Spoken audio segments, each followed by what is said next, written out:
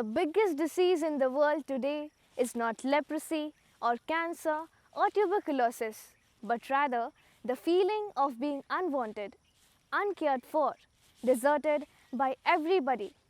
The greatest evil is the lack of love and charity, the terrible indifference towards one's neighbor who lives at the roadside, the victim of poverty, exploitation, corruption and disease, says Saint Mother Teresa. In his third encyclical, Fratelli Tutti, Pope Francis exhorts us all to build a better, more just and a peaceful world with the contribution of all people and institutions. Good teacher, what shall I do to inherit eternal life? The very question of the teacher of the law. And Jesus' explanation through the parable of Good Samaritan impels us to go and do likewise. It also propels us to reach out and to risk our pride, thus to become compassionate.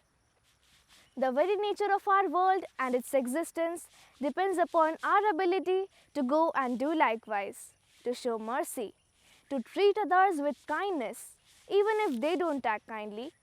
The future of the world depends upon us, making the merciful choice and making it now. A Samaritan, someone who is least expected to show compassion, goes out of his way to show compassion, thus breaking all prejudice. Jesus makes strong accusation on two elite classes of the people who are expected to show compassion but fail to do it. The main theme of the parable is compassion. Compassion should be shown irrespective of caste, creed, color or any other difference.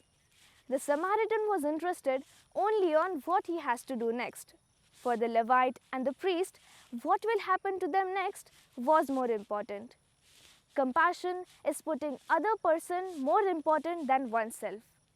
The unconcerned people put their duty, position, status before the needy person. The Levite and the priest might have asked themselves, what will happen to me if I stop? But the Samaritan had asked himself, what will happen to the wounded man if I don't stop? The Good Samaritan took a chance and got involved. It's pretty easy to donate to special charities around, but getting involved with people, that's hard. When doing good, we should not count the risk or the reward. The priest and the Levite counted the risk and determined that it was too risky to help out, and so they walked on by. The Samaritan didn't. It takes getting out of our comfort zone to show mercy and compassion to others. Mercy requires sacrifice. Both loving God with all our hearts and loving our neighbor as ourselves comes with sacrifice. The Good Samaritan was willing to make a sacrifice. Are we? Remember, the Samaritan was traveling somewhere too, but he stopped anyway.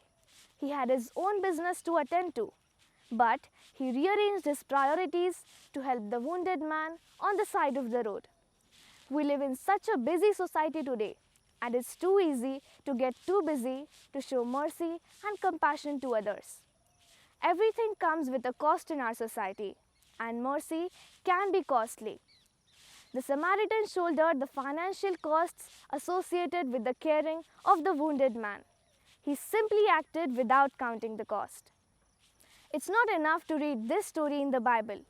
Talk about how incredibly compassionate the Samaritan was. But Jesus tells us to go and do likewise. We need to go and extend compassion to everyone, even those who are different or who don't believe the way we do. Let us make use of the chance and get involved in the lives of other people. Show mercy, no matter the risk or the reward. Be willing to sacrifice and be prepared to take time out of our busy schedule to help. To show great love for God and our neighbor, we need not to do great things. It is how much love we put in the doing that makes our offering something beautiful to God. A deed, however, little can work miracle, and each of us is called to work miracles. Let us be good Samaritan to those in need and be ready to go and do likewise so that our small deeds may work as miracles in the lives of many.